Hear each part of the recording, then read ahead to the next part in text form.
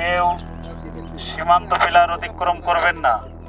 বাংলাদেশে বিভিন্ন সময়ে পুশিনের ঘটনা ঘটলেও গত এক বছরে এ প্রবণতা খুবই বেড়েছে। বিশেষ করে ডক্টর ইউনূস সরকারের সময় সীমান্ত দিয়ে ভারত দেদারসে পুশিন করতে গিয়ে ধরা পড়েছে। সীমান্তে এ নিয়ে খুব উত্তেজনা চলে দুইটি দেশের সীমান্তরক্ষীদের মধ্যে। পরে তা বন্ধ হলেও ঠিক এক বছরের মাথায় ফের শুরু করেছে পুশিন। তবে এবার পুশিন করার আগেই বিজিবি কঠোর হওয়ায় সফলতা পায়নি ভারতের বিএসএফ। তবে ঠেলে দেওয়া অবাগাদের গল্প খুবই করুণ।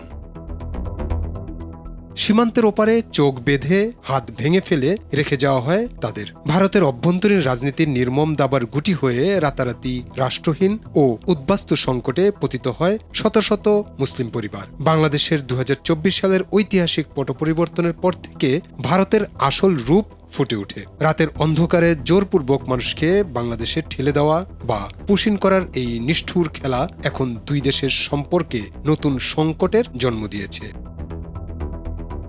বিগত কয়েক সপ্তাহে সীমান্ত জুড়ে সৃষ্টি হয়েছে চরম উত্তেজনা। ২৪ ঘন্টার ব্যবধানে বিএসএফ এর অন্তত ১০টি বড় ধরনের পুশিন অপচেষ্টা রুখে দিয়েছে বাংলাদেশের বিজিবি ও স্থানীয় জাগ্রত জনতা। ঝিনাইদহের মহেশপুরে প্রিজন ভ্যানে করে আসা ৩৫ জন মানুষকে বিএসএফ জোরপূর্বক বাংলাদেশে ঢোকানোর চেষ্টা করলে গ্রামবাসী ও বিজিবির প্রতিরোধে তারা পিছু হটতে বাধ্য হয়। লালমনিরহাট ও পঞ্চগড় সীমান্তে বিএসএফ এর ধাক্কায় শূন্যরেখায় খোলা আকাশের নিচে মানবেতন জীবনযাপন করছে নারী, শিশু ও বৃদ্ধরা।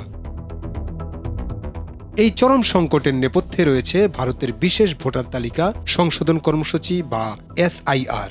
শুধু পশ্চিমবঙ্গ থেকেই প্রায় ৮৪ লাখ মানুষের নাম বাদ দেওয়া হয়েছে। ২০-২৫ বছর ধরে বৈধ নথিপত্র নিয়ে ভারতে বসবাস করা মানুষদেরও আধার কার্ড পুলিশ কেড়ে নিয়ে ছিঁড়ে ফেলেছে এবং তাদের অবৈধ অনুপ্রবেশকারী হিসেবে জোরপূর্বক বর্ডারে ঠেলে দিচ্ছে। ভারতের এই আন্তর্জাতিক আইন লঙ্ঘনের প্রতিবাদের দানা বাঁধতে শুরু করেছে বাংলাদেশের রাজনৈতিক অঙ্গনে। এদিকে বাংলাদেশ সরকারও অনতিবিলম্বে এই কার্যক্রম বন্ধ করতে কূটনৈতিক পত্র দিয়েছে।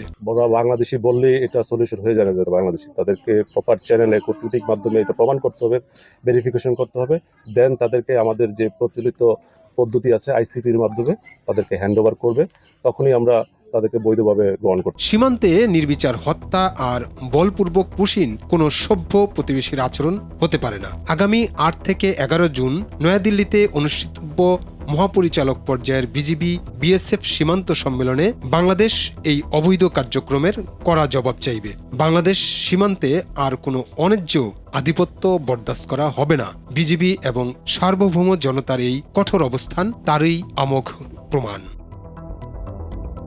আবুল হাসান, ভোরের কাগজ।